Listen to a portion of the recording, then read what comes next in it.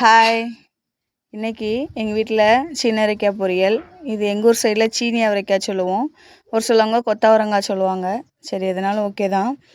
இந்த சீனி அவரைக்காயில் இருக்கிற நன்மை தீமைகள் எல்லாம் ஷார்ட்டாக பார்த்துடலாமா? இதில் அதிக அளவு நார் சத்து இருக்குது. அதனால் வெயிட் லாஸ் பண்ணுறவங்களுக்கு ரொம்ப நல்லது. அதே மாதிரி இது சாப்பிட்டா டக்குன்னு பசிக்காது.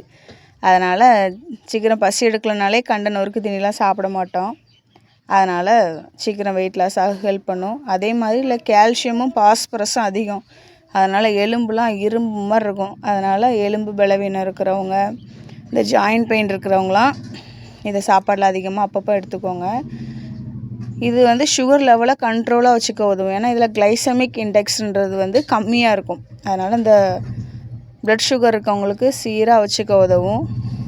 அதே மாதிரி இதில் நன்மை இருக்கிறது போல் தீமையும் இருக்குது.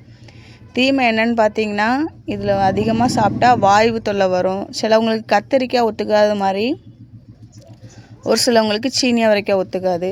அதனால் வாரத்தில் 2 நாள் சாப்பாட்டில் சேர்த்துக்கோங்க. எலும்புக்கு நல்லது, உடம்புக்கு குறைக்க உதவும், மோஷன் ப்ராப்ளம் வராது, சுகரை கண்ட்ரோலாக வச்சுக்கும். அதிகமாக எடுத்தால் வாய்வு தொல்லை வரும். அதனால் கரெக்டாக லிமிட்டாக சாப்பிடுங்க. அதே மாதிரி இது எப்படி பண்ணோன்னா, லைட்டாக பொய் அவியலாக அவிச்சு உப்பு போட்டு அவிச்சிக்கோங்க. லைட்டாக ஒரு கடாயில் எண்ணெய் ஊற்றி கடுகு போட்டு கருவேப்பிலை போட்டு நம்ம அவிச்சதை கொட்டிட்டு நல்லா பரட்டி விட்டு அதுக்கப்புறம் லைட்டாக தூவிக்கோங்க. எனக்கு கரெக்டாக இருந்துச்சு, அதனால் உப்பு போடலை. மஞ்சத்தூள் வத்தத்தூள் போட்டு நல்லா கிளறி எடுத்து சூப்பராக இருக்கும். கண்டிப்பாக ட்ரை பண்ணி பாருங்கள். ஒரு சிலவங்க என்ன பண்ணுவாங்கன்னா, இதை தேங்காய் திருவல்லாம் போட்டு பண்ணுவாங்க. அதுவும் நல்லா தான் இருக்கும். ஆனால் எனக்கு எங்கள் வீட்டில் எல்லாருக்கும் இப்படி பண்ணால் தான் பிடிக்கும்.